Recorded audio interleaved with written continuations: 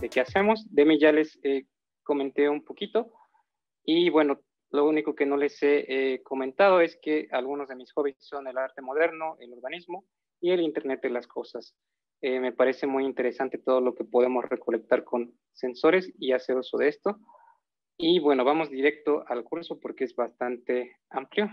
Entonces creo que aprovechemos un poquillo más el tiempo ahí. Es R para Data Analysis.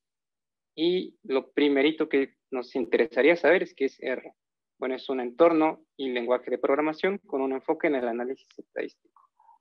Nació como una implementación de un lenguaje mucho más antiguo que se llama S. S es la letra que está justamente antes de R. Este lenguaje es del 75 aproximadamente. Después se licenció a una empresa que se llama TIBCO y pues como R es open source no se podía continuar bajo esa licencia. Así que dijeron, bueno, de la S sigue la R, pongámosle R. Es uno de los lenguajes de programación más utilizado en investigación científica y diría justamente que es lo que suele pasar, que en universidades, en investigación, suelen usar bastante R. Entonces, si no es que están usando MATLAB o SPSS, las personas que estarán haciendo investigación estarán usando R por las ventajas que ya mencionamos, que justamente es software libre, entonces se licencia de manera mucho más fácil.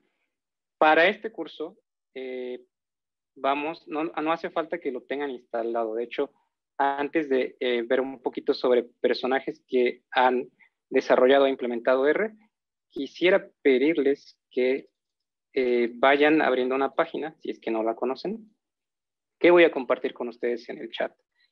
Esta página es rstudio.cloud y justamente es un servicio que nos va a permitir hacer uso de RStudio en la nube sin instalación para que los ejemplos que podamos ir revisando en el curso los vayamos ejecutando sin problema alguno. Déjenme mostrarles cómo se ve. Lo tengo aquí en otra pantalla. Lo primero que les va a pedir, bueno, ahorita mi pantalla es diferente porque yo ya estoy logueado, pero vamos a abrir la página para que vean cómo se ve cuando ustedes estén accediendo. Perdón, me mandó exactamente a la misma pantalla.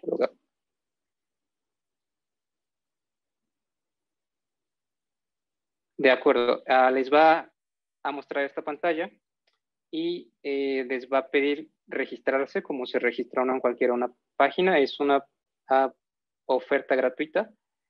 En caso de que ya tengan un usuario, pues simplemente hay que loguearse y cuando estén logueados, lo que hay que hacer es darle clic en nuevo proyecto para que se cree una instancia de un proyecto y podamos ir trabajando. Más adelante tengo instrucciones particulares en esto, pero es bueno mencionarlo para que vayan registrando su cuenta y haciendo todo ese proceso que sabemos que conlleva registrarnos con algún proveedor de servicios.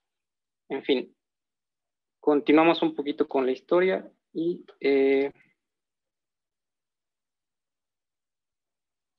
denme un segundo. Buenísimo. Y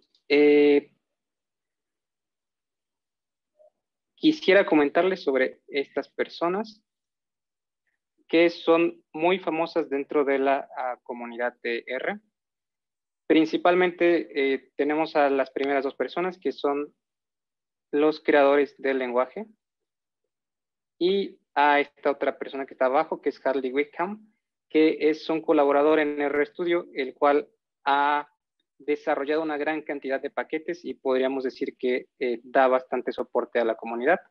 Esto es un poquito más teórico, así que quería compartir con ustedes un artículo que tengo acá abajo justamente, en el que, pues si les interesa saber qué está pasando en la comunidad, cuál es la historia precisa del desarrollo del lenguaje, bueno, lo vamos a encontrar aquí abajo.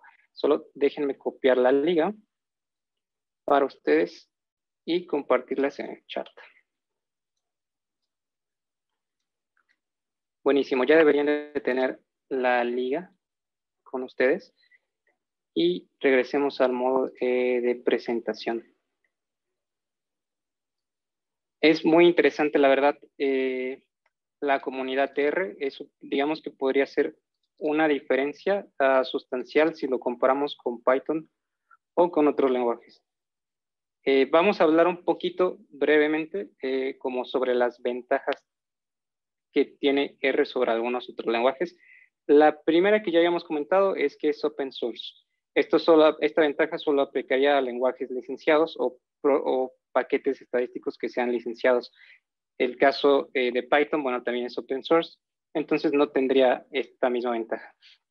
El que sea open source, justamente aquí lo destacamos, es que no solo tiene la ventaja en el costo de la licencia, sino también en que muchos desarrolladores pueden comenzar a desarrollar paquetes, a hacer mejoras y a corregir errores de este lenguaje. Otra ventaja, y que a mí me parece muy interesante de R sobre Python, es la manera en la que se maneja el data wrangling. A mí en lo particular me gusta mucho la gramática para manejar datos, que es esta que se llama dplyr, y creo que la verdad permite que se tenga un código bastante estructurado y encadenado, que podría ser algo que no fuera tan directo en otros lenguajes como Python o otros lenguajes de scripting. Tenemos aquí a la derecha una imagen con una gran cantidad de ventajas y contras, pero creo que las más relevantes serían estas dos. Vamos a ver un poquito sobre las desventajas. Una desventaja es que es basado en el lenguaje S, por ejemplo, comentamos que es del 76 y por otra parte Python pues es un lenguaje mucho más moderno del año 91. También la cantidad de memoria que consume, justamente por ser un lenguaje más antiguo, se puede llegar a notar. De hecho, a mí me ha pasado muchas veces que al estar en RStudio, si no te fijas en tu consumo de memoria, simplemente se cierra porque te acabaste la memoria RAM. Entonces, esa puede ser un poquito de las desventajas que tenemos con R contra otros lenguajes. Ahora quería preguntarles justamente si pudieron llegar a registrarse en RStudio y llegar a esta parte. Es justamente la pantalla que sigue del registro.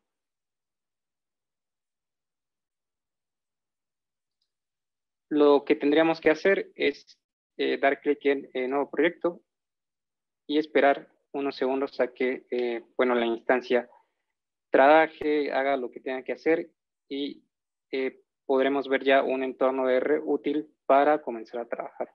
Démosle unos segundos a que termine de procesar lo que tenga que procesar y también para que ustedes, si es que están siguiendo estos ejercicios, pues lleguen a la misma pantalla.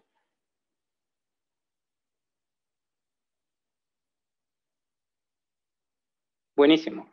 Y bueno, aquí ya tenemos un ambiente de R, versión 4.03, completamente funcional y que sería muy similar a lo que tendríamos si lo hubiéramos instalado. Vamos a platicar súper breve de las formas que hay para instalar R. Recordemos que esta no requiere instalación, es totalmente cloud, pero hay formas de instalarlo si lo quieren tener en su computadora.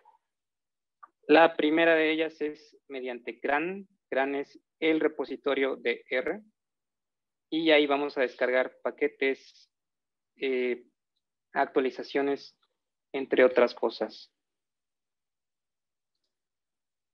Para ir a CRAN simplemente es CRAN R. Bueno, hay que buscarlo de manera directa. Ahora comparto con ustedes la liga y nos va a llevar a la página de descarga para nuestro sistema operativo Linux, Mac o Windows. Aquí no hay muchas restricciones, maneja los sistemas operativos dominantes, por así decirlo.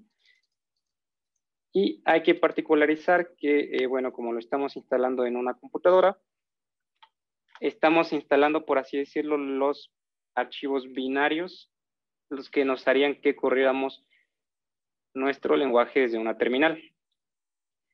El IDE como tal es RStudio, pero por ejemplo aquí yo ya tengo R instalado, una versión mucho más antigua. 3.6 porque generalmente no lo corro de la consola. Pero bueno, esto también nos enseñaría que al correr algún comando, pues tenemos R desde nuestra consola.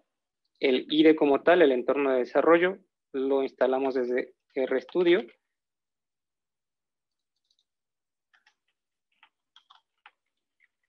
El cual también voy a compartir la liga con ustedes. Y bueno, es como cualquier otro programa, directo a la página de descargas y escoger la versión gratuita. Hay versiones de paga, pero no son las que nos interesan en este momento. Entonces, ya compartí con ustedes cómo descargar RStudio, cómo correrlo en un ambiente cloud. Después del proceso de instalación que escojan, deberían de tener algo muy parecido a esto. Hay otras formas de instalarlo. Si ya están como en el ambiente en el entorno, perdón, de ciencia de datos y todas estas cosas, habrán escuchado de Anaconda. Bueno, pues por Anaconda, si es que ya tienen Python, se puede instalar RStudio simplemente haciendo clic en Install en su navegador de Anaconda. Entonces vemos como R tiene varias formas de instalarse, pero en este caso mencionamos nuevamente que la nuestra, la que vamos a estar usando, la más conveniente para nosotros es la versión cloud.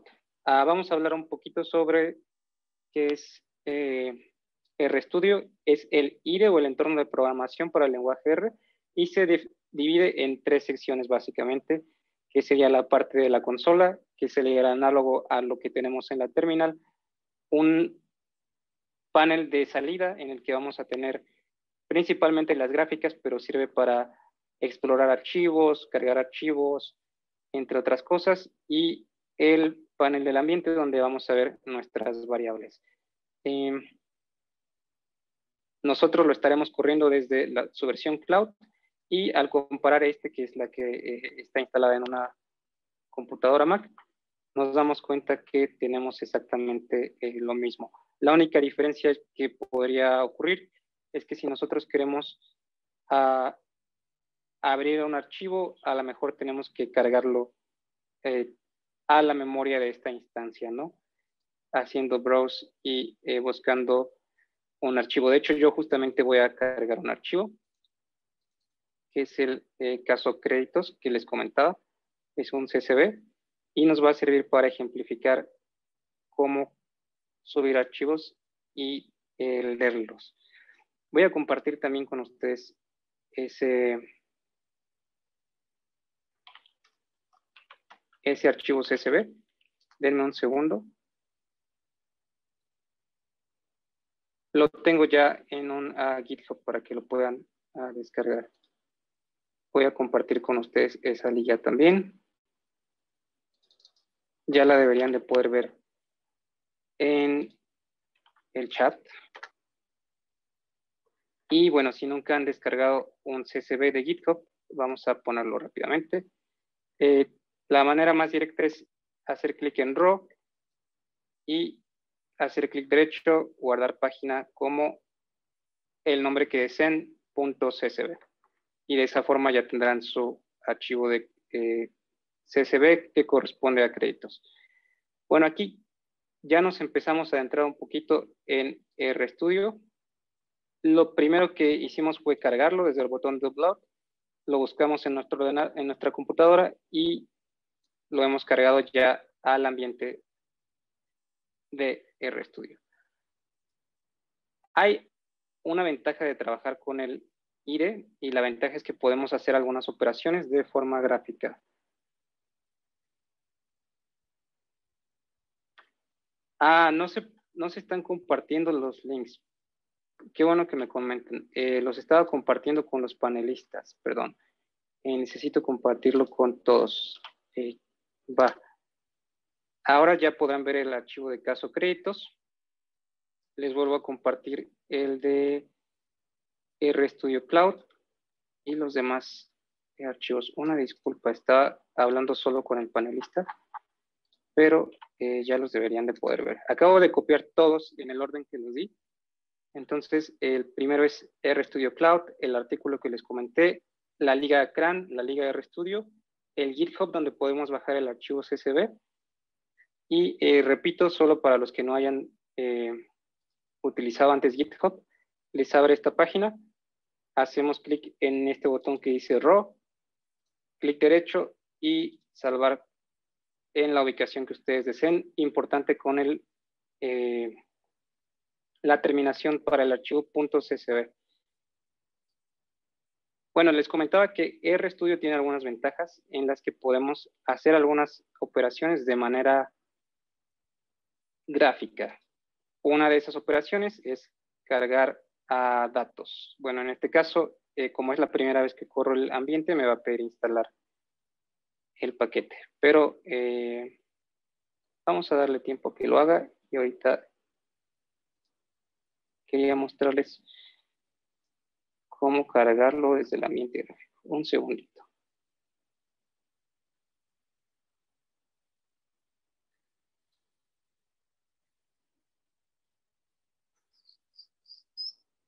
Listo. Y otra de las ventajas de usar un proveedor cloud es que todos estos paquetes que están instalándose y las dependencias respectivas que se requieran, no hace falta que las gestionemos en nuestra computadora.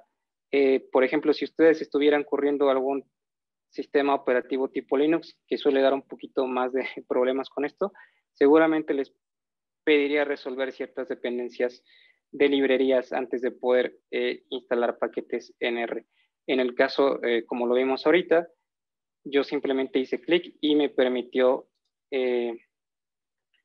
instalarlos sin ningún problema y me abrió justamente el menú contextual en el que podemos leer archivos. Esto es bastante fácil, es como si importáramos un CSV a Excel, nos muestra el tipo de dato que identifica automáticamente, el estatus, perdón, en este caso estatus, que es una columna para saber si nuestros créditos están en préstamo o pagados, porque recuerden que estos son datos sobre créditos, son de tipo carácter.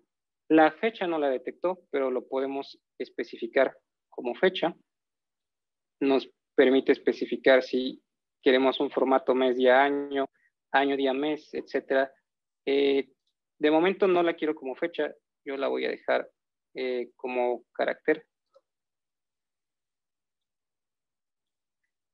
Y bueno, así sucesivamente con las demás columnas de nuestros datos. Es muy útil que nos da aquí la equivalencia en código, especificándonos que estamos utilizando una librería que se llama Reader y el código correspondiente que deberíamos de correr si quisiéramos hacerlo de la manera manual. Vamos a hablar un poquito ahorita sobre como tal el código de R, pero quería explorar un poquito el ambiente cloud para que no se quedara tan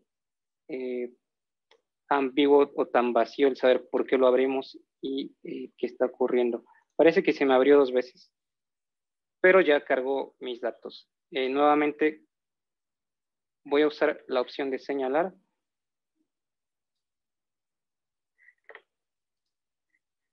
Y deberían de ver un puntero rojo. Listo, ahí se ve. Tenemos la parte de la interfaz en la que estamos viendo los datos que vamos a analizar. La parte de abajo donde tenemos la terminal. Nuestro ambiente cloud donde tenemos nuestros archivos. Podemos ahí guardar archivos, guardar scripts, carpetas, organizar nuestro proyecto de la manera que queramos. Y esta parte que también es muy interesante en la que nos dice las variables que tenemos para trabajar cargadas en memoria. En este caso tenemos caso créditos, que es nuestra variable de datos, con 7.924 observaciones y 12 variables, o lo que es lo mismo, 12 columnas. Podemos también cambiarlo en esta parte a la vista grid, a la vista de malla, en la que nos da otro tipo de información sobre nuestros datos. Nos dice el tipo de dato que tenemos, su longitud, su tamaño en megabytes y bueno, nuevamente que tiene 7.924 variables. Aquí es donde les comentaba que es muy importante ir cuidando el tamaño de memoria que tenemos y que corresponderá el límite corresponderá a la memoria RAM que tengan en su computadora, o en este caso, si lo están corriendo en una instancia, la cantidad de memoria RAM que tenga. Ya como tal, RStudio nos permite hacer algunas operaciones sobre las columnas, muy parecido a Excel, ordenarlas, filtrar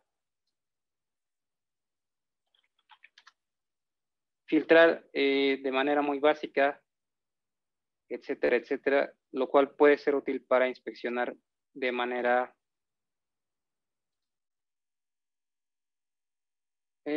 directa RStudio. Un segundo. Acabo de notar un comentario en el chat, nada más para compartir nuevamente con todos los links en caso de que no los llegaran. Listo. Buenísimo. Entonces, ya conocimos y vimos qué pasa con RStudio, cómo podemos cargar rápidamente archivos y las ventajas que tiene. Voy a cerrar un momento el visualizador de datos y voy a abrir desde New File un script para que podamos comenzar a trabajar como tal en un archivo de texto. Y lo cual nos va a llevar a platicar sobre justamente otras propiedades del lenguaje. Como les comentaba, si todavía no han llegado a esa parte, era New Project, crear un nuevo proyecto. Y bueno, finalmente ya vamos a las manos a la obra y explicamos esta sección, que básicamente son 3 grandes bloques los que nos permiten interactuar con RStudio: la consola, el ambiente y la carga de archivos. En el mío se acaba de abrir uno más, que es el bloque para trabajar con scripts. Nuestra primera línea de código, para aquellos que pues todavía no estén tan familiarizados con R, va a ser imprimir hola R o el famosísimo hola mundo, ¿no? Entonces vamos a hacerlo. Si no ha ocurrido nada, se debería de ver más o menos así. Entonces vamos a escribir print, comilla simple, hola R, y damos enter. Y bueno, ya ese es nuestro hola mundo en R, bastante sencillo. Notamos que nos da acá un símbolo, un 1 entre brackets, y bueno, eso solo corresponde a la posición en la que se está imprimiendo el resultado. Habrá resultados que tengan varias posiciones, es decir, que no solo sea una casilla, por así decirlo. Ahorita lo vamos a desambiguar más. Y en ese caso nos va a decir cuántos, por ejemplo, a lo mejor más abajo llegamos al número 10 y nos imprimió 10 elementos. En este caso solo imprime 1. Tengo unos pequeños ejercicios para que nos comencemos a familiarizar con trabajar en RStudio. Déjenme un segundo.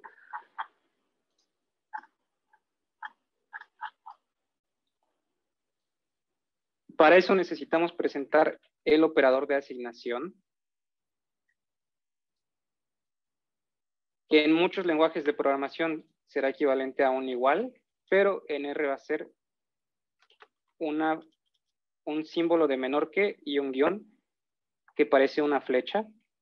Y bueno, esto nos va a permitir asignar a variables valores. Vamos a asignar un valor a una variable que vamos a llamar variable.char y a la que le vamos a guardar exactamente lo que teníamos arriba, o la R. Nos damos cuenta que no nos imprimió nada, pero que en el panel derecho, por cierto, se ve muy pequeño, ¿verdad? Lo voy a hacer un poco más grande para que todos puedan ver el texto de mejor manera.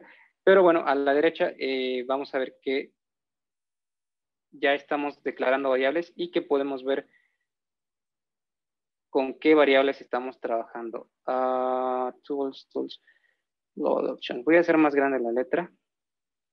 Y eso se hace aquí en apariencia y le voy a poner una letra de 18 para que se vea bastante bien. Creo que ahí se ve mucho mejor. Listo. Entonces, este operador que tenemos aquí, el menor que y flecha, y guión medio, es el que nos permite asignar valores en R. Acá vamos a asignar hola R, entre comillas, para especificar que es un texto. Y bueno, ya lo tenemos en nuestro ambiente. Lo pudiéramos borrar si queremos con este icono que es una escoba y nos borraría justamente las variables que hayamos seleccionado desde este check.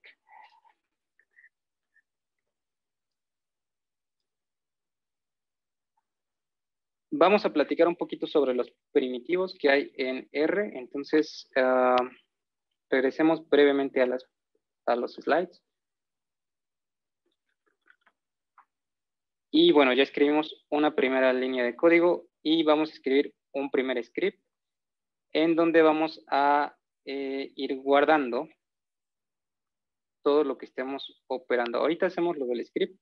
Denme un segundo, solo para regresar acá. Bueno, un script en R es justamente un archivo de texto con extensión .r, ¿va? Desde file, new file, rscript, podemos crear un archivo que vamos a nombrar mi script.r y que va a ser nuestro primer archivo ejecutable. R tiene la particularidad de que es un lenguaje interpretado, es decir, cada línea que vamos escribiendo se va interpretando en una consola. La desventaja de trabajar acá en la consola es que no puedo regresar y editar variable .char. Sí.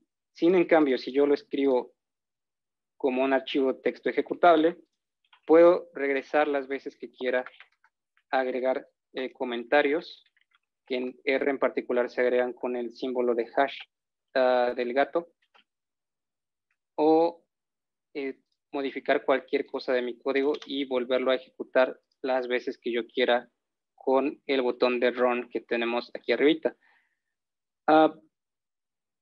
Voy a traer un par de variables más que me gustaría asignar. En este caso, ya las tenía preparadas porque es más rápido que escribirlas, sobre todo ahora que el tiempo pues es poco. Y bueno, acabo de traer la variable numérica, la variable entera y la variable lógica, porque esto nos va a dar pie a hablar sobre los primitivos que tenemos en R o los tipos de datos que vamos a poder manejar. Lo acabo de correr con control enter o simplemente pude haber hecho run y vemos cómo abajo se ejecutan todas las líneas de código que tengo seleccionadas. Lo voy a hacer una vez más. Y ahí no se selecciona todo. Pero bueno, lo que yo vaya seleccionando se va corriendo, ¿va? Y tenemos acá en nuestro explorador las variables justamente que declaré ya creadas pesan 56 bits, lo cual es poquito y nos va diciendo qué valores tienen. No se imprimieron como tal, pero yo podría imprimirlas trabajando desde la consola. Por ejemplo, print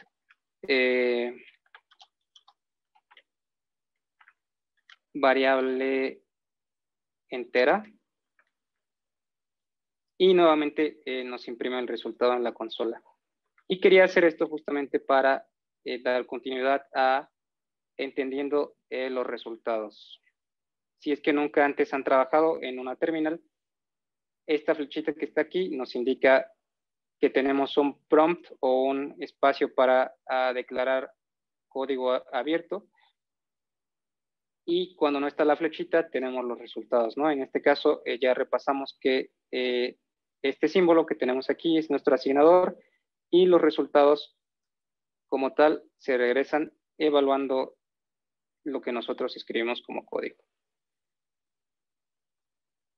Vamos a ver este ejemplo que les comentaba en el que no siempre tenemos el 1 que indica la posición del elemento en el que se comenzó a imprimir, sino a veces tenemos más elementos. En este caso, asignamos a la variable X una secuencia de números del 10 al 30. En R se hace simplemente poniendo 2 puntos.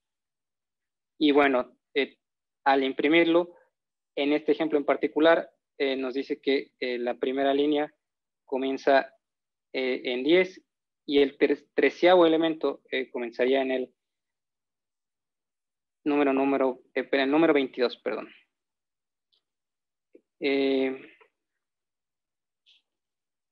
A esto que acabamos de crear se le llama vectores, y los vectores justamente van a ser los elementos con los que vamos a estar trabajando más en R. Son los que van a contener un y un solo tipo de dato, y los podemos crear con el operador C, que si no mal recuerdo se refiere a concatenar, ¿va? ¿A qué me refiero con que estos son vectores? Bueno, a que son casillas de objetos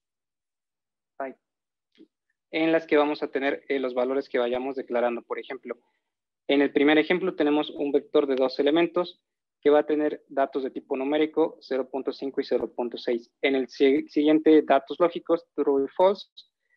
Y en el cuarto tenemos 3 elementos, A, B y C, que van a ser caracteres. Podemos tener muchos más elementos, infinitos los que queramos, pero dependerá de la cantidad de la expresión que hayamos asignado a nuestra variable. Además, bueno, R, al ser un lenguaje estadístico, tiene la opción de interpretar números complejos con su parte real y su parte imaginaria. Vamos a ir un poquito rápido sobre estos conceptos, ya que son sobre los primitivos, y quisiera dedicar un poquito más de tiempo a que después elaboráramos unas gráficas en ggplot, los cuales se sienten, la verdad, bastante satisfactorios ver los resultados gráficos de lo que estamos analizando. Los números en R tienen una particularidad, que siempre van a ser de doble precisión, aunque nosotros los veamos como números enteros. Detrás del lenguaje los vamos a tener como operadores flotantes, y esta palabra de flotantes simplemente se refiere a que son números con punto decimal y una cantidad infinita de periódicos o decimales, por así decirlo.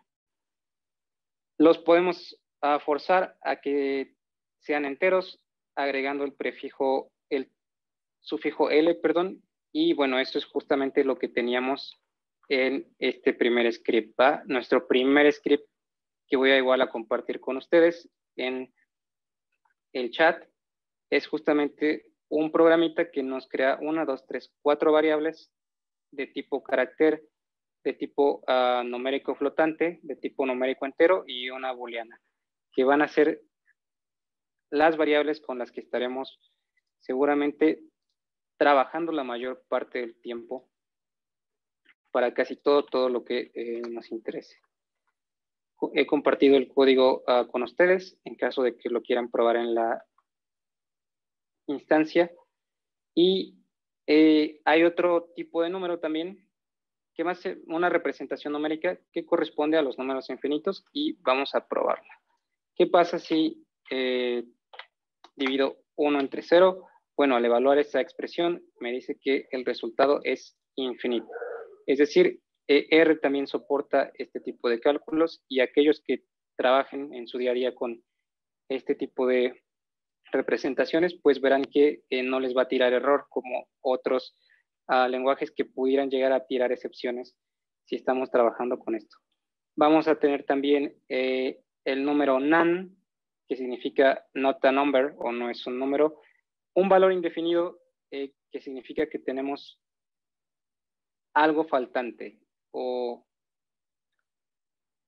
en el caso de operaciones también como 0 sobre 0, cualquier cosa que no se pueda representar con un número, lo vamos a ver aquí, errores de procesamiento, etcétera, etcétera. Y finalmente, como vimos, los objetos en R también van a tener atributos que ya lo vimos aquí en el explorador, en el que vemos que tienen tipo, longitud, tamaño y valor. Bueno, esos son los atributos de nuestros objetos. Bastante directo. Denme un segundo para realizar la presentación.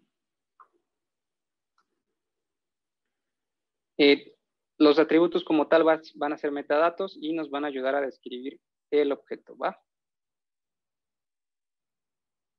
Simplemente para repasar, vamos a tener 5 tipos de objetos: carácter, numérico, entero, complejo y lógico. Podemos convertir objetos.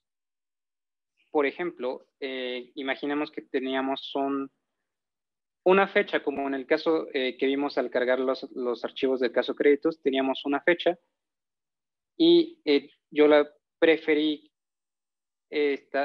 interpretar como carácter. Entonces, para convertir objetos, la palabra reservada es AS punto y el tipo de objeto que tenemos. Tengo por aquí otros ejemplitos de esto. Denme un segundo para compartirlos con ustedes.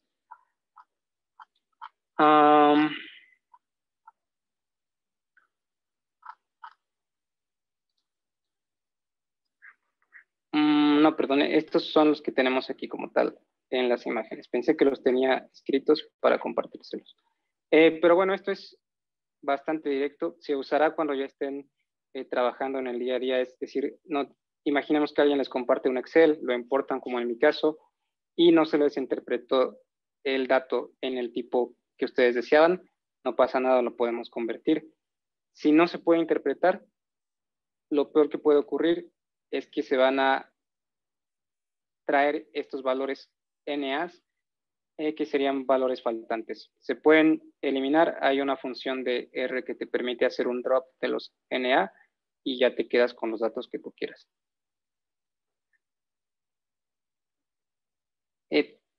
Aquí hay un ejemplo en el que, por ejemplo, a la variable X, a la cual es un vector, ya sabemos por qué tiene este C, es un vector de 3 elementos A, B y C.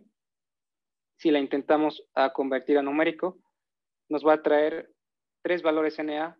¿Por qué? Porque no hay una representación, en este caso al menos, de letras a números. Tampoco habrá una representación de letras a valores lógicos o asimismo una representación de letras a valores complejos. Entonces, cada que estemos convirtiendo entre tipos de datos, hay que ser cuidadosos en saber si es exactamente lo que queremos. En este caso, imagináramos que teníamos una lista y que tuvieran no solo valores ABC, sino también números, se hubieran convertido a aquellos números que correspondieran a valores numéricos. En R también tenemos matrices, como en otros lenguajes de programación, y vamos a declarar una para ver cómo fueran en este caso. En este caso voy a seguir este ejemplo, es bastante directo. Matrix en row nos va a decir el número de filas que queremos y en call el número de columnas que nos interesaría tener en nuestra matriz.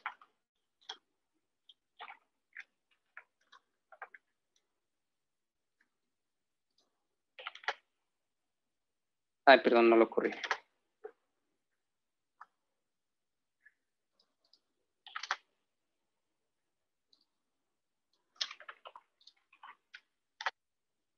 No sé por qué no lo corrió, pero ya lo tenemos aquí.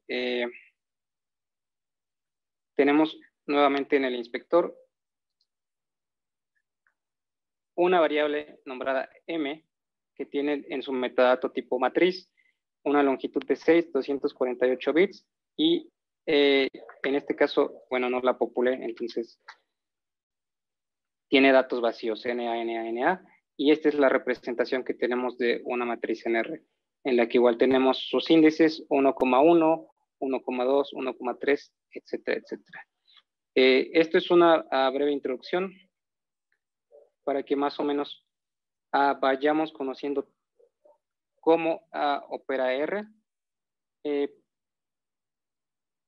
Tenemos otra forma también de crear matrices en la cual podemos unir dos vectores y vamos a probarla también.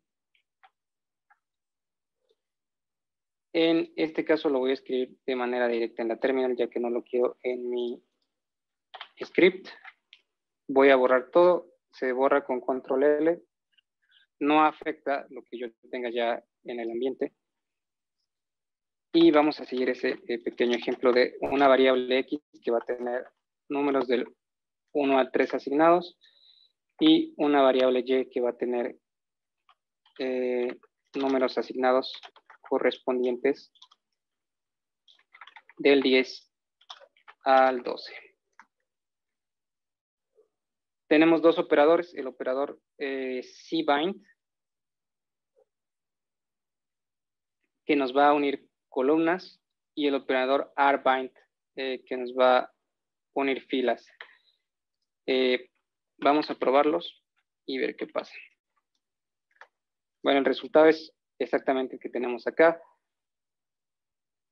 Al hacer la unión de columnas, unimos esa serie de números que teníamos, y al hacer rbind,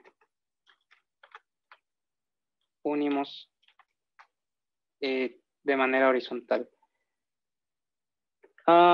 Otra cosa que es importante particularizar sería el uso de listas, que podríamos decir que son vectores que se saltan esa excepción de que solo tengan un tipo de dato. Una lista va a contener varios tipos de datos. Por ejemplo, aquí tenemos un número, un carácter, un valor booleano y un complejo.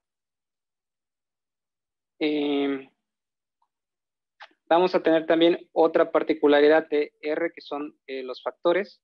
Los factores no son más que etiquetas y nos van a permitir tener, por ejemplo, en este caso que tenemos un vector que tiene sí, sí, no, pues identificar que como tal esas cadenas de caracteres corresponden a palabras que para nosotros ya están definidas como factores. Al definir como factor un tipo de etiqueta, también tiene la ventaja de que podemos usar la función table y solito nos va a contar cuántas veces aparece en una variable en particular. Ya hablamos un poquito de los missing values. Esto es un poquito solo para seguir dando contexto como de lo más básico de R, pero traigo un ejemplito un poquito más interesante con ya la gramática de dplyr.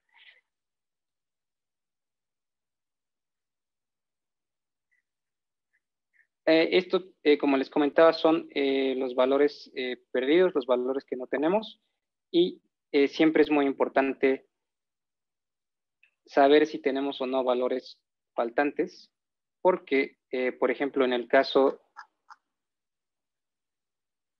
de caso créditos, el data frame que tenemos nosotros ya cargado, podemos ver cómo tiene valores NA para la columna paid date. ¿Qué significa esto? Que estos créditos no han sido pagados, ¿va? No tienen una fecha de pago, por lo tanto, el cliente no ha cubierto ese pago. Y bueno, como tal, para poder usar esa función, simplemente es is.na y la variable que nos interese evaluar. El resultado que vamos a tener es una matriz de booleanos en el que nos va a decir qué columnas y su índice corresponden a valores faltantes, ¿no? Podríamos escoger una sola columna. En el caso de las columnas se acceden con el operador del símbolo de moneda, peso o dólar, como lo vean ustedes. Y bueno, justo al hacer eso, nos va a permitir seleccionar la columna de nuestro interés. Por ejemplo, a mí solo me interesa pay date para tener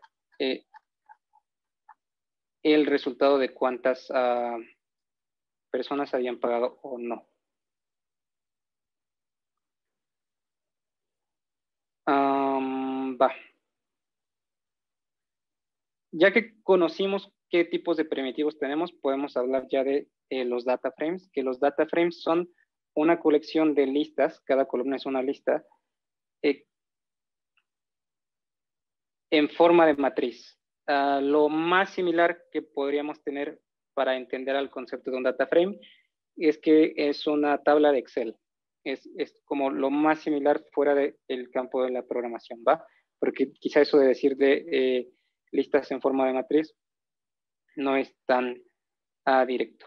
Y bueno, van a ser el pan de cada día en el análisis de datos y no son muy difíciles de crear. Vamos a tener una función .dataframe en la que podemos crear a partir de otros dos vectores.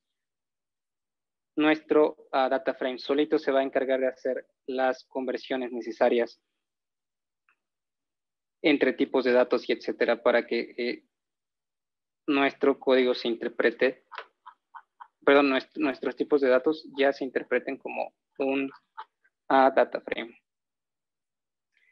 En R también vamos a tener estructuras de control, pero déjenme dar un paso adelante en esto, porque las estructuras de control no siempre son tan usadas a menos que quieran crear como una función particular. Tenemos los clásicos for, los clásicos while, y lo que nos podría resultar un poquito más interesante es abarcar las funciones que ya tiene R, pero por aquí tenía... Ajá, listo. Las funciones que ya tiene R para realizar operaciones. Por ejemplo, en este caso, tenemos la función promedio. Vamos a correr este ejemplito. Déjenme cerrar nuevamente esto. Limpiar mi variable y correr este ejemplito en el que a la variable X nos va a asignar este listado de valores de tipo numérico, ¿no? Y bueno, ver que tenemos una serie de operaciones que serían bastante directas para sacar el promedio, la desviación estándar, si era STD,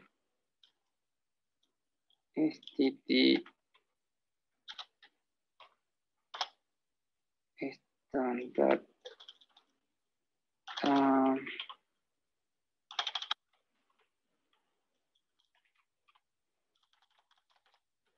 bueno, tenemos varias funciones, las cuales también podemos revisar su manual mediante el prefijo de símbolo de interrogación. Aquí vamos a poder revisar el manual en el que vamos a tener ejemplos de cómo usar esta función. Lo tenemos aquí y bueno, nos va a ir diciendo a qué corresponde cada parámetro de la función que queremos usar.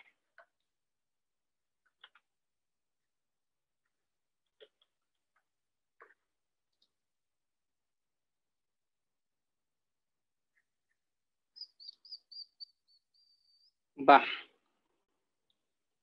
Acá tenemos otros ejemplos con la desviación estándar, que es SD nada más. Y varias maneras de pasar estos parámetros. R es un lenguaje que puede llegar a ser no tan estricto. Podemos pasar a un dato sin especificarle a qué argumento lo queremos evaluar y bueno, directamente va a hacer el match por la posición. En el caso de que haya varios argumentos, tal es el caso de la función desviación estándar, tener la posición 1 y 2, la primera ya sabría que recibiría el conjunto de datos y la segunda un parámetro para hacer un drop de los valores NA. Esto es importante, sabemos que los valores faltantes no se pueden sustituir por un 0 o por un valor arbitrario numérico, porque estaríamos moviendo como tal el promedio al agregar valores, ¿no? Entonces, como tal, R ya incluye funciones para no considerar esos valores y no afectar los indicadores estadísticos de nuestra población. En fin, esa fue la pequeña introducción como a los temas más básicos de R, solo para que nos demos un poquito más de idea ahora que repasemos un poquito otro tipo de códigos. Y nos va a llevar a hablar de paquetes interesantes que tenemos en R. Hay un conjunto de paquetes muy utilizado en R y que hace una distinción muy clara entre un lenguaje no tan moderno y un lenguaje mucho más moderno y adaptado para análisis de datos.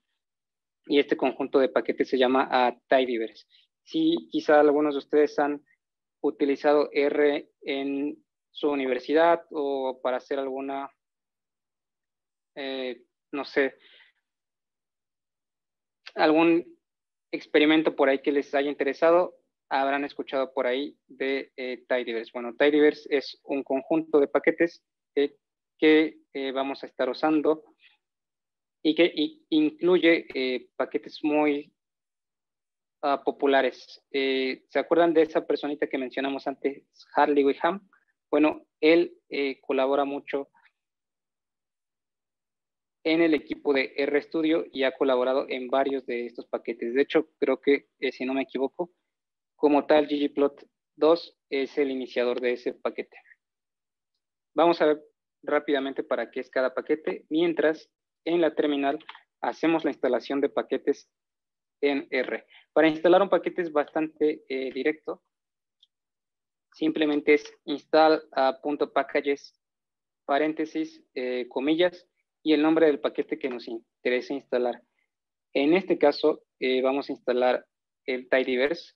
Yo le acabo de dar enter y va a empezar a instalar las dependencias correspondientes que requiera esta instancia en particular. Vemos que ya empezó a trabajar. Lo voy a dejar ahí trabajando en segundo plano, mientras seguimos viendo otro tipo de paquetes que podrían ser de nuestro interés.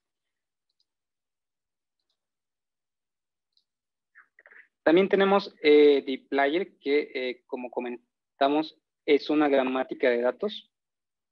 Y ahorita vamos a ver a qué nos referimos con gramática de datos. Tengo por aquí un código en el que lo estoy usando, pero denme un segundo.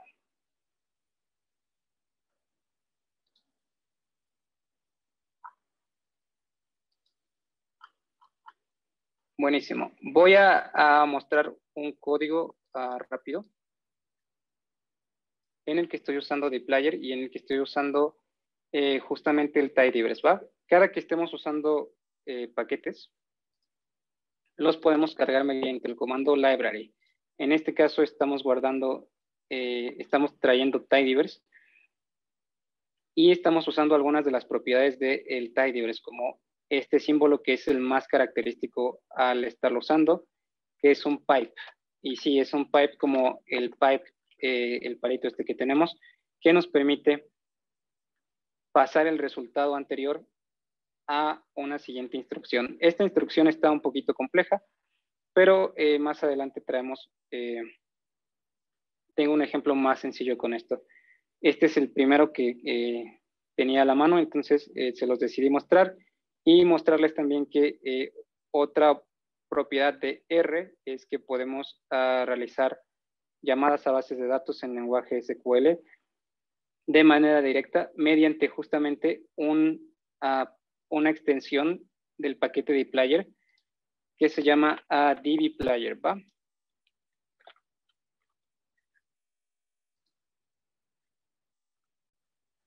Buenísimo. Vamos a tener también paquetes como Shiny y Markdown que nos van a permitir hacer dashboards. Aquí tenemos un ejemplo de dashboards, que son estos tableros de indicadores con las variables que nos interesa estar representando. Reportes. Bueno, reportes es si han utilizado notebooks en Python o algo parecido. También tenemos un lenguaje de Markdown en R que nos va a permitir generar archivos de tipo Word o de tipo PDF.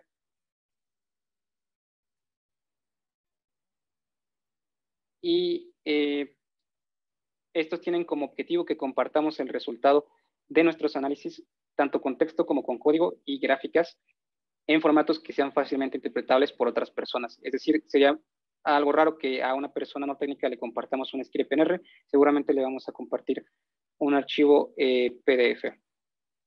Como tal, tidyverse ya lo instalamos con el comando install packages y bueno, ya podemos sentir que estamos utilizando un lenguaje mucho más moderno, por así decirlo. Recordemos que los scripts, antes de usarlos, ya después de que los instalamos, siempre los debemos de mandar a llamar con el comando library. Y hay una convención, nada más. Si llegamos a tener un paquete que comparta el nombre de una función, por ejemplo, digamos que hubiera una función desviación estándar, podemos especificar de qué librería lo queremos al escribir el nombre de la librería, 2 puntos, y el nombre de la función. Vamos a revisar rápidamente qué pasa con dplyr para manipulación de datos. Y vamos a ver si ya se cargó el tidyverse. Sí, parece que ya se cargó. Y les voy a platicar como tal de una propiedad que tiene R, es que tiene ya un conjunto de datos para que nosotros empecemos a hacer operaciones ya de forma directa, ¿va? En este caso, si ustedes llegan a escribir iris en su entorno, se van a dar cuenta que les sale... Ay, perdón, se está trabando un poquito mi computadora. Se van a dar cuenta que les sale automáticamente un cuadro contextual en el que les dice que iris corresponde al famoso conjunto de datos Fisher-Anderson, ¿va? Ese conjunto de datos, vamos a hablar súper rápido de qué tiene.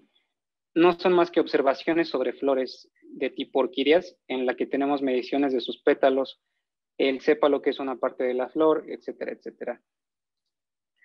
Aquí tengo un pequeño diccionario de datos sobre qué corresponden estos datos y vamos a hacer unos pequeños ejercicios con dplyr para que veamos justamente cómo funciona esta famosa gramática de datos y cómo hacer un proceso que mencionamos antes, que es el famosísimo data wrangling, ¿va? El primer ejercicio que tenemos es selección de columnas. Es bastante directo. Déjenme abrir otra vez la instancia. Como mencionamos, lo primero que nos interesaría en nuestro script es siempre mandar a llamar la librería que ya instalamos previamente. Y poner, por ejemplo, ejercicio 1.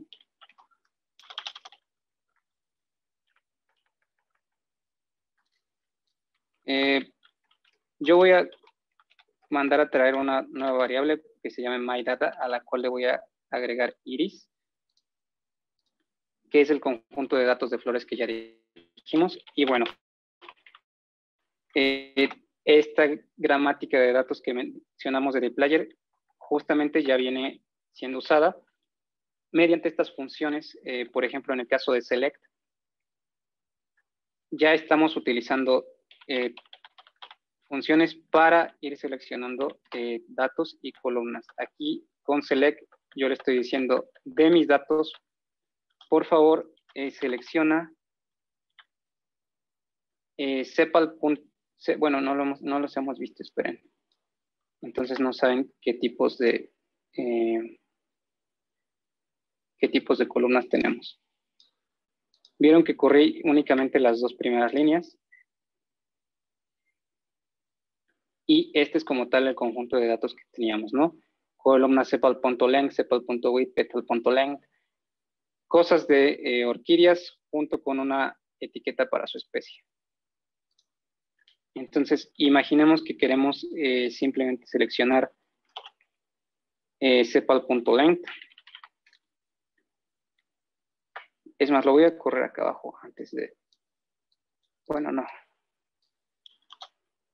Lo voy a correr de esta forma para que lo imprima. La función select nos selecciona de manera directa la columna que nosotros especifiquemos, ¿no? En este caso, el resultado de este script que tenemos arriba fue seleccionar la columna sepal.length y si queremos agregar más columnas, la verdad no es nada difícil, simplemente hay que llamar a las demás variables que nos interesen, por ejemplo, sepal.width. Ya nos trajo 2 columnas, 3 columnas y así sucesivamente. En caso de que quisiéramos quitar una variable, por ejemplo, que nos traiga todas las variables menos una, es bastante sencillo, simplemente hay que agregarle el prefijo menos y el resultado, voy a usar otro comando que es head, que nos trae menos incidencias. El resultado, si vieron con el comando head solo traje 6 observaciones. Bueno, el resultado de select menos es tirar una columna. Entonces, esto es como tal lo que mencionábamos que era el data wrangling, va a estar reordenando datos, seleccionando nuevos datos, etcétera, etcétera. Vamos a tener también otra opción en dplyr que va a ser filter, en la que podemos hacer un filtrado de datos de nuestro interés. Por ejemplo, filter especificando en el primer parámetro mi tipo de datos. No sé. Sepal length. Upsi. Me pasó aquí el punto. No sé por qué se escribe esto. Sepal length. El teclado está algo mal configurado. Mayor o igual a 4.6 unidades. Creo que las unidades son centímetros. Y le voy a poner un head para que nuevamente nos traiga únicamente estas variables de interés. Justamente ahora lo que ocurrió es que las observaciones que tengamos en la columna sepal van a ser solo aquellas que sean mayores o iguales a 4.6, ¿va?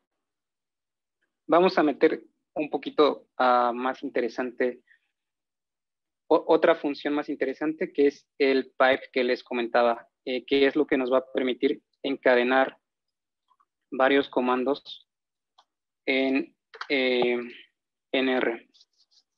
Por ejemplo, imaginemos que queremos ese mismo conjunto de datos 4.6, pero por alguna razón nos interesa que la anchura de pétalo sea muy ancha. Ahí es cuando va a venir en juego esta manera de escribir comandos que es bastante práctica. Mis datos pipe, lo cual significaría que estoy pasando el conjunto de datos a la siguiente operación.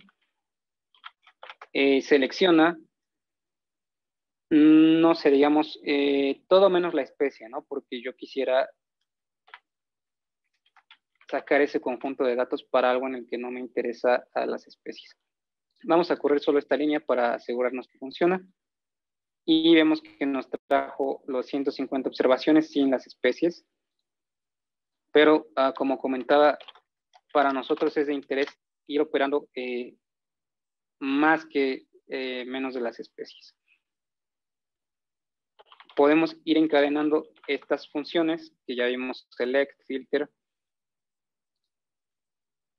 y dar un flujo de datos, al menos en la lectura, que es bastante directo de lo que se está operando en los scripts que estemos escribiendo. Voy a volver a escribir a cepa length mayor o igual a 4.6 y a volver a correr este fragmento de código para ver, lo borré, para ver qué es lo que ocurre. Todo eso quiero que lo pase a un get para que no lo traiga. Aquí me preguntan que para qué es este símbolo extraño, que lo llamamos pipe. Bueno, este símbolo extraño, en resumen, lo que dice es que lo que está a la izquierda lo vamos a mandar a otra operación. Es el famoso encadenamiento que les comentaba. Si nos damos cuenta, dice mis datos, todos mis datos, que ya sabemos que son los de Iris, selecciona todas las variables, bueno, tira la columna especies, ¿no? Porque le puse selección menos. Tira la columna especies, después filtralo por longitud de sépalo mayor a 4.6 centímetros y después aplícale la operación head, que esa operación dijimos que solo nos trae los primeros 6 observaciones de nuestro data frame.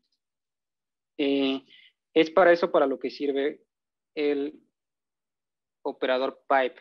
La verdad no sé cómo leerlo.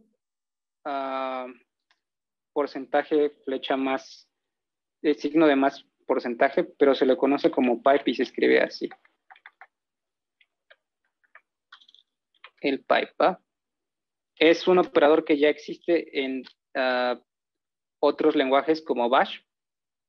Entonces de ahí es donde se inspiraron para traerlo. Bueno, ¿y por qué les quería presentar a dplyr y todo este rollo? Porque vamos a hacer un par de grafiquitas justamente con estos mismo conjunto de datos, y eso nos va a dar como ya más contexto de cómo podemos estar operando datos con R, visualizándolos. Ya vimos los primitivos de R, donde vimos qué tipos de datos tiene, cómo utilizar RStudio. Recuerden que esto, pues, tratamos de ir más rápido, porque lo más rápido que pudiéramos, porque pues es poquito tiempo, pero creo que ya sentamos como las bases para entender cómo utilizar RStudio, cargar datos, hacer filtrados muy sencillos. En caso de que, no sé, no supieran cómo utilizar el comando filter, recuerden que siempre le podemos poner el símbolo de pregunta al inicio y nos daría ejemplos. Y ahora vamos a ver muy rápidamente cómo en los 10 o 15 minutos que restan, no sé muy bien, vamos a ver cómo hacer visualización de datos. Para eso vamos a usar otro paquete de tidyverse, en este caso ggplot2. Sí, es la versión 2 porque al parecer antes ya había una. Y es uno de los tantos motores gráficos que tiene R. Aquí hay una particularidad, que R tiene varios motores gráficos. El R base, que la verdad es muy feo. No es atractivo visualmente, es a lo que me refiero. Vamos a plotear rápido la longitud de pétalo y vemos que nos hace una gráfica. Aquí lo hice con el comando plot, nos da un diagrama de dispersión. Aparece aquí en nuestro panel de output. Y bueno, no es el gráfico más elegante. Tiene muchas opciones para configuración, pero tiene una estructura un tanto compleja. En el caso de ggplot2, este joven Harley Wickham intentó justamente seguir esta estructura de dplyr, tener como esta estructura que fuera en capas, justo como las capas que estamos viendo aquí, una capa, 2 capas, 3 capas, y aplicarla a los constructores de gráficas, ¿no? Acá tenemos la gráfica por defecto de ggplot, la cual pues se ve un poquito más presentable sin hacer tantos malabares de código, ¿no? Como les comentaba, es una contribución de Wakeham en el 2010 y es bastante sencillo de usar, ¿va? Aquí tenemos la comparación de un histograma en RBase con un histograma en ggplot. Es exactamente el mismo histograma, pero por defecto agrega un estilo, etcétera, etcétera. Vamos a irnos directo al uso de la sintaxis para que veamos cómo se puede usar. Ay, esto quedó muy chiquito. Bueno, ggplot lo vamos a utilizar escribiendo como tal ggplot, que es la función que vamos a traer. En el siguiente parámetro escribimos la variable que nos interesa graficar, seguido de una coma, y el especificador AES, que corresponde a las columnas que nos interesaría a graficar. En este caso, especificamos que en X la variable disp y en Y la variable HWY, ¿va? Finalmente, le especificamos cómo queremos que se vea gráficamente. En este caso, que se vea como un jump point, ¿va? Que nos va a dar este tipo de gráficas. Vamos a ver el ejemplito de diagrama de dispersión con los datos de iris que tenemos y vamos a recrear este diagrama de dispersión que tenemos aquí. Lo voy a copiar directamente para ahorrar tiempo, pero es bastante sencillo, ¿va? Como iris ya lo traje anteriormente, supongo que me debería de correr. Y si no, lo volvemos a declarar. Bueno, aquí tengo un error que yo tenía guiones bajos. Lo he de haber hecho en otro ejemplo donde los renombré como guiones bajos.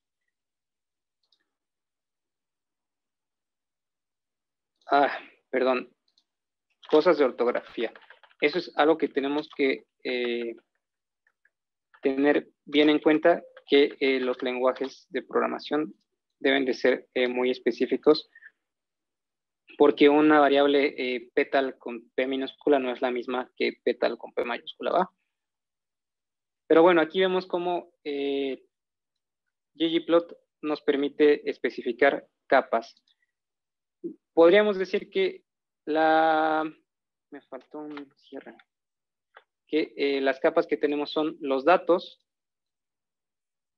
lo que queremos graficar de los datos y la forma en la que lo queremos graficar, ¿va? Y bueno, vemos cómo nos creó un diagrama mucho más bonito al que hicimos en un primer momento. Hay algo muy interesante de ggplot que ahorita les voy a contar, que hay instituciones como la BBC que suelen usar ggplot para sus infografías. ggplot nos va a permitir agregar más cosas como el manejo de títulos, y esto simplemente igual lo voy a traer. Aquí hasta fue un poquito benéfico que me equivocara, porque vemos cómo podemos agregar más elementos simplemente trayendo el más y las diferentes parámetros que nos interese ir agregando a nuestra gráfica. Entonces, esto es a lo que nos referíamos con que se va construyendo por capas. Cuando no tenía este fragmento de código, se generaba la gráfica, pero le quise poner más detalles, ¿no? Como un título, un subtítulo, especificarle a qué me refería con cada variable, la que está en X y en Y, a lo mejor hasta un caption, una pequeña nota para el lector. Y bueno, lo único que tuve que hacer fue traer más elementos de ggplot para ir enriqueciendo mi gráfica, ¿va?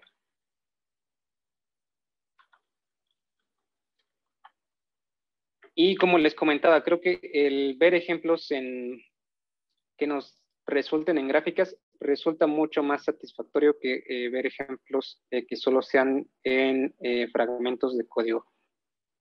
Por ejemplo, acá tenemos un diagrama de barras y este ejemplo lo combiné un poquito con el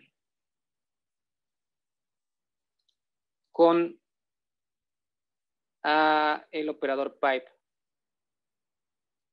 Vamos a traer este mismo ejemplo del diagrama de barras solo y después le vamos a hacer el operador de sepalength. Aquí tenemos nuevamente ggplot, especificar los datos de iris y le estamos especificando que en el eje X, graphic species, y finalmente la forma en la que lo quiero es un gráfico de barras. Vamos a correrlo para ver si lo genera. Y bueno, genera un gráfico de barras muy aburrido, pero es el resultado que estábamos buscando, porque algo que no mencionamos de el conjunto de datos iris es que tiene 50 observaciones para cada tipo de especie y que justamente por eso quería correr este otro ejemplo en el que vamos a operar a hacer un filtrado para que se viera mucho más interesante nuestro gráfico, al menos para los fines de este ejemplo, ¿no? Nuevamente tenemos los datos de iris, los cuales le decimos que los pase al comando filtrar y que por la columna sepalength solo nos traiga aquellos que sean menores que 5.84 unidades. Y ese resultado que habíamos visto, por ejemplo, arriba, en el que nos traía un montón de datos en consola, en un formato que quizá no fuera tan atractivo, lo podemos mandar directamente a una gráfica con ggplot que ya sabe que va a recibir las especies y las va a interpretar como un gráfico de barras. Y bueno, ahora el resultado de nuestro gráfico de barras es mucho más atractivo. Ya lo había planeado así para que se viera las 50 especies de este, 20 y algo de este, etcétera, etcétera. Obviamente hay muchos más, así como pudimos agregar los títulos en nuestra gráfica de diagrama de dispersión, tenemos más operadores. Por ejemplo, para agregar el conteo. Y me salté directamente a esto porque pues quería mostrarles que nuevamente la clave aquí es las capas. Las capas que se van poniendo mediante el comando de más y en el que tendríamos que ya por nuestra cuenta conocer las funciones que nos permite operar ggplot. En este caso hay una función que se llama geomtext que tiene estos parámetros que, bueno, nos permiten ir agregando, en este caso, las etiquetas del conteo. Para la gráfica que vimos, son 50 especies de setosa, 24 de versicolor y 6 de virgínica, que se encuentran por abajo de 5.84 unidades. Podemos también manejar colores. Voy a correr el ejemplito de colores. No, creo que mejor pasamos a mostrarles lo que les comentaba de que si les interesa más saber sobre ggplot, hay libros interesantes sobre el tema y hay sitios como tal directamente la referencia del paquete. Ahorita se las muestro. O lo que en otros lenguajes llaman la dichosa API, ¿va? Aquí tenemos la API del paquete en la que nos va a dar toda la información de las diversas funciones que vamos a tener en ggplot y hasta algunos ejemplos. En fin, aquí en la API del paquete de ggplot vamos a ver que tenemos justamente la chuleta o el acordeón, donde tenemos todas esas funciones que les comentaba que pues es lo que le resta a uno aprenderse, ¿no? Si quiero una gráfica, no sé, de tipo histograma, aquí ya me está indicando que tengo que usar el más y el geom con la palabra histogram. Si quiero de frecuencia es frec_poly. Si quiero una gráfica de densidad, bueno, voy sustituyendo los diferentes tipos de variables que a mí me interesen para darle forma a mis datos. Algo que sería nada más de interés es ver que hay algunos tipos de gráficas para univariado y para multivariado. No todos funcionan de la misma forma. Y pues en esa parte entraría el conocimiento que cada quien tenga sobre visualización de datos. Pero como tal, ggplot es un paquete muy interesante con el que se pueden llegar a hacer gráficos bastante robustos y que instituciones como la BBC los usan y que al ser open source han compartido estos estilos con la comunidad. Hay un paquete que se llama bbplot que lo que hace es agregar el estilo de la BBC a los gráficos que nosotros creemos. Y si nos damos cuenta, pues son gráficos bastante atractivos a la lista. Pueden buscarlo así como bbplot y van a encontrar toda la información necesaria para tunear su ggplot y que se vea más cool. Otro tema que me gustaría abarcar es, como tal, para que las visualizaciones de datos funcionen, es necesario seguir como una serie de pautas que son más que nada de sentido común. Y para eso recomiendo este libro, que es de Donna Wong, Una guía a gráficas. Y para este libro no necesitan saber R. De hecho, si ya están haciendo gráficas en Excel, Power BI, o si están usando Tableau como visualizador de datos, les va a servir mucho porque da tips muy útiles. Por ejemplo, en un diagrama de barras es bueno tener las barras ordenadas de la más grande a la más pequeña porque da un sentido de escala que es bastante fácil de interpretar. Si lo tuviéramos revuelto quizás sería más difícil la lectura. Otra cosa que se aconseja es en los diagramas de pie no usar más de 5 divisiones, los colores que debemos usar, tipos de texto. Es bastante claro ese libro y es muy ilustrativo. Finalmente, quisiera compartir con ustedes un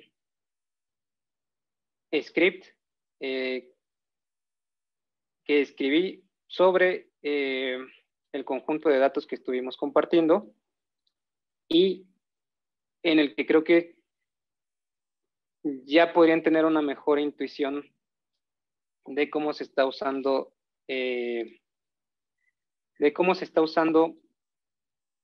R, los paquetes como dplyr con sus funciones de select y en conjunto con otras funciones, ¿no? Por ejemplo, vamos a interpretar rápidamente cómo generar un gráfico de correlación.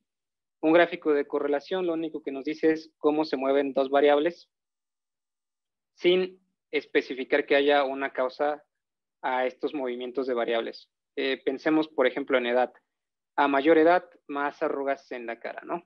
Pero no significa que necesariamente tener más edad sea la causa de las arrugas. Bueno, aquí tenemos un gráfico de correlación que se va a generar con esta función de core plot y a la que previamente vimos cómo ya seleccionamos variables de interés usando dplyr. Asignamos a una variable que se llama PSAData, mis datos, los pasamos con un select, seleccionamos únicamente aquellas que nos interesaban, los guardamos en otra variable, etcétera, etcétera. Este código lo voy a compartir con ustedes. Lo tengo ya en un GitHub y sería como tal un pequeño reto para aquellos que les interesó, no sé, seguir explorando más sobre R o que quizá ya sabían un poquito más de R, pero igual les interesaba, quizá no conocían dplyr o conocían un poquito sobre R, pero no se habían animado a volverle a dar un vistazo. Bueno, pues aquí en este GitHub voy a compartir con ustedes este código en el que lo único que tendrían que cambiar es la parte de my data, cambiarlo por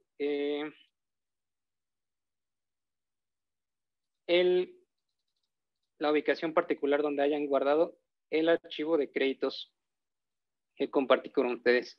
Idealmente ya trae todas las librerías que usa y va haciendo varias operaciones para hacer gráficas y cálculos sobre el conjunto el conjunto de datos de créditos que les compartí. En los últimos 2 minutos que nos quedan, o bueno, creo que estaba planeado hasta las 9. Me gustaría preguntar si podemos rápidamente explicar un poquito sobre el proceso de exploración de datos o si nos estamos saliendo del tiempo. No, de hecho sí estamos en buen tiempo. El taller es hasta las 9. Igual, si quieres comentar ese tema, veo que las dudas las va respondiendo conforme van surgiendo, pero igual vamos a dejar un tiempo, si quieren, al final de unos minutos para dudas. Si les parece bien. Va, igual creo que pues no me resta mucho para explicar este tema, unos 5 minutos. Súper bien, adelante.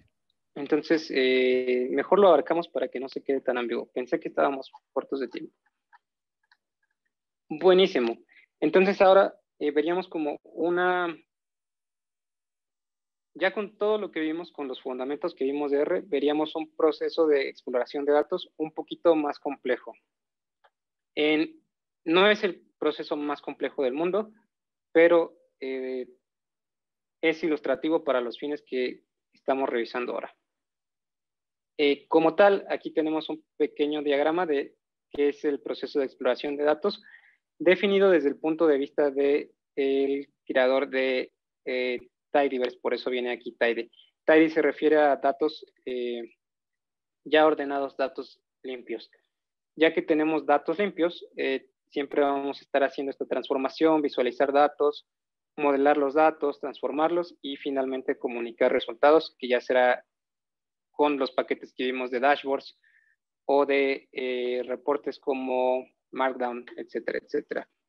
El archivo que yo compartí y sobre el que vamos a hablar de un pequeño análisis de datos es este conjunto de datos de créditos.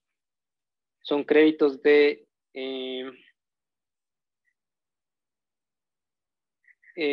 una empresa de microcréditos y que tiene bastante información. Bueno, no bastante, un poco de información sobre datos demográficos de los clientes.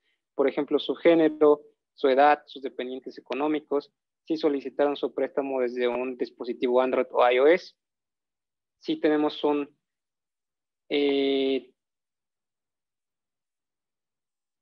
una persona que vive en una zona rural o urbana y el tipo de uso que le va a dar a su préstamo, educativo, inversión, otros, bla, bla, bla.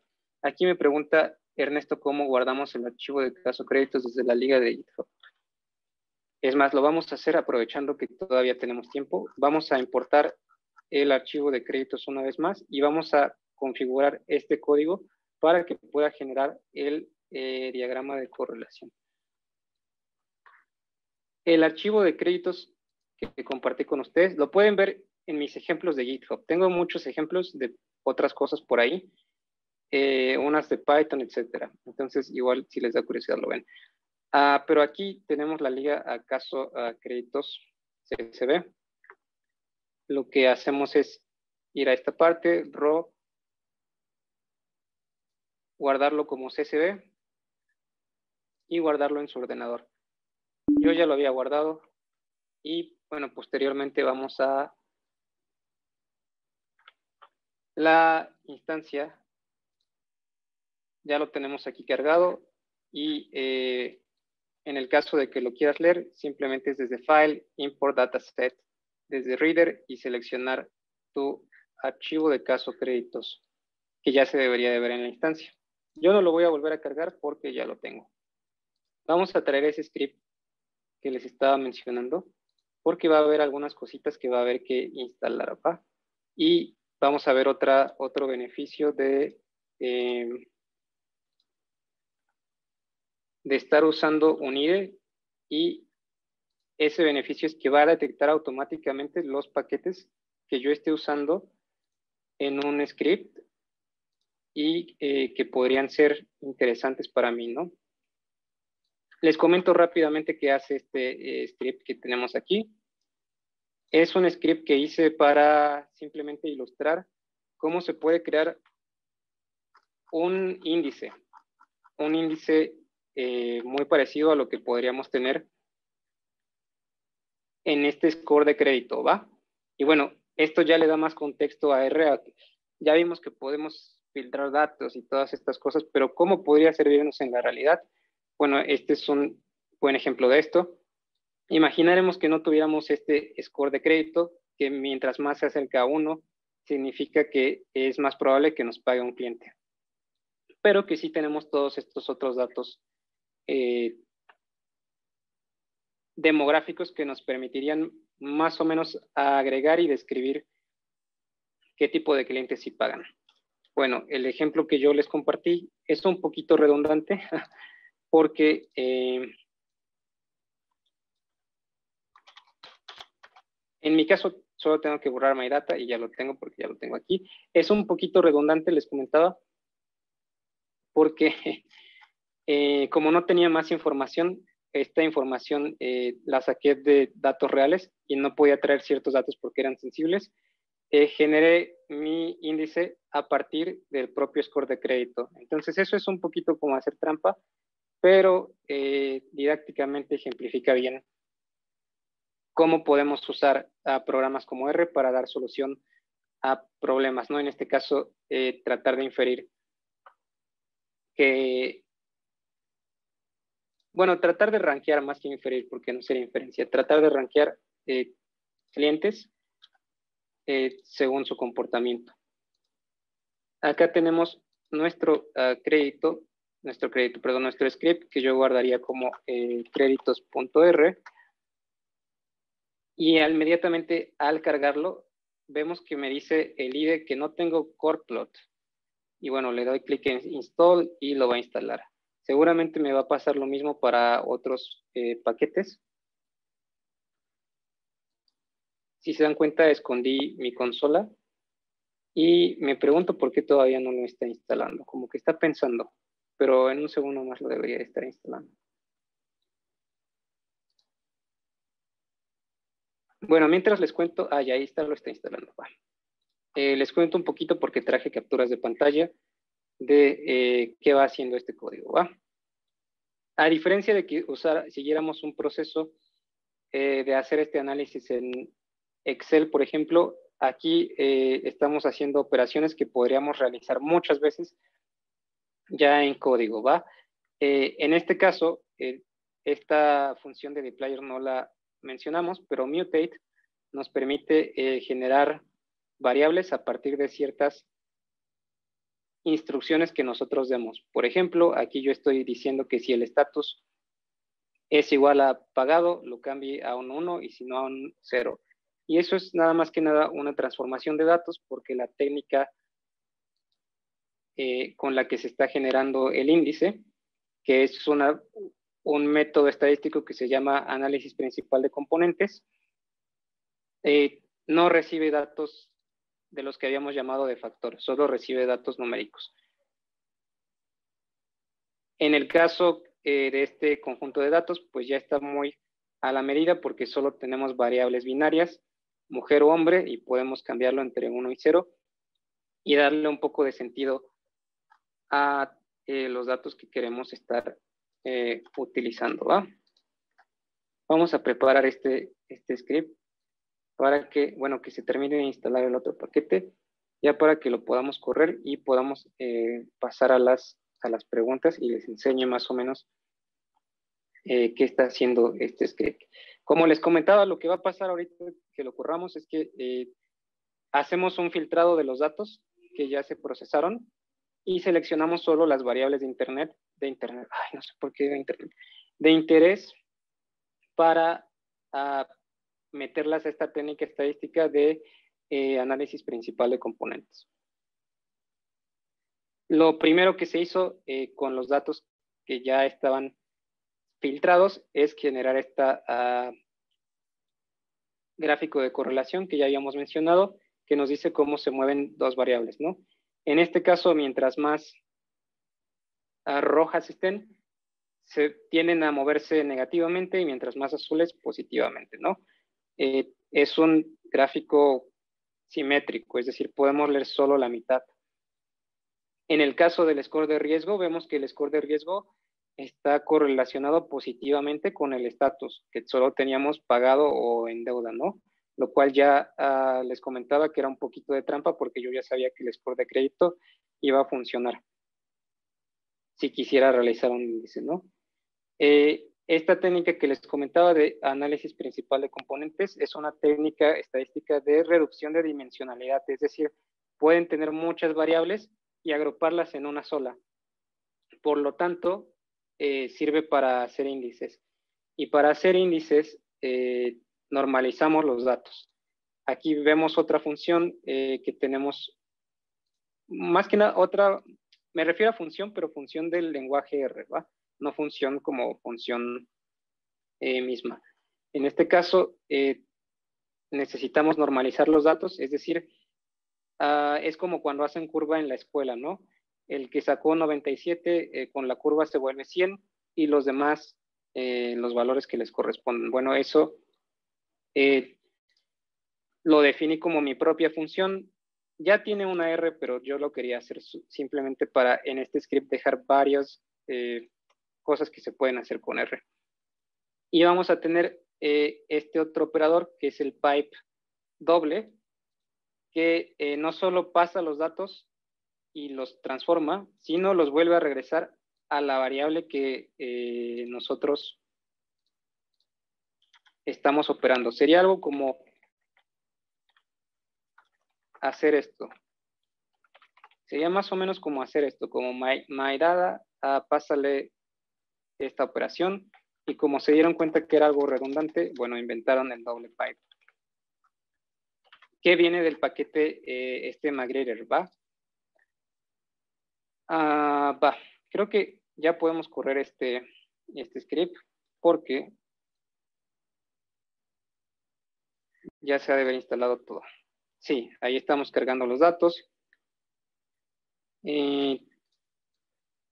Podemos cargar la función. Vemos que al crear una función igual se genera como una variable de tipo función. En este caso mi función va a recibir X, que va a ser un dato cualquiera, y lo que va a hacer es la fórmula de la estandarización que les comentaba. Es la curva como tal. Vamos a ver qué pasa con mis datos cuando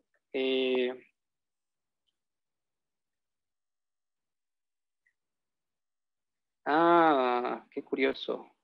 Mis datos todavía no tienen caso crédito. Qué bueno que lo revisé. Caso créditos, va. Ahora sí vamos a ver qué va a pasar con mis datos que tienen etiquetas cuando les operemos el pipe doble.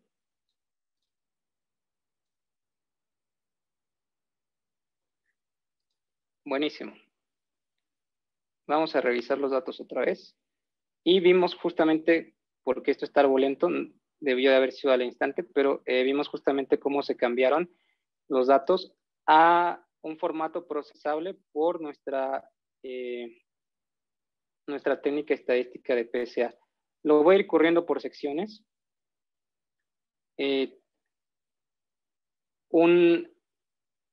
Ahí está. Lo voy a correr hasta acá, en el que ya tenemos el gráfico de correlación. Se instalaron sus paquetes y copiaron el código de GitHub. Les debería de traer exactamente este gráfico de correlación. Después lo que hace este código es que genera el índice mediante la técnica que les comenté de reducción de dimensionalidad de componentes principales. Esta técnica nos da varios componentes como tal, aunque suena redundante, y para mi caso el componente 7 era el que estaba más relacionado, el que tenía una relación más cercana al score de crédito, ¿va? Por eso seleccioné ese. Y bueno, estos mismos datos los vamos a segmentar por cuartiles, por 4 cuartiles, para poder tener un grupo de usuarios top, de usuarios que nos interesaría definir que son los usuarios más interesantes. Vamos a generar este top users para poder sacar nuestras gráficas, que es lo que resulta interesante de este ejemplo. Buenísimo. Y ya tenemos aquí la primera gráfica. A ver, suponiendo que el índice funcionó, bueno, más bien sí funcionó, ¿no?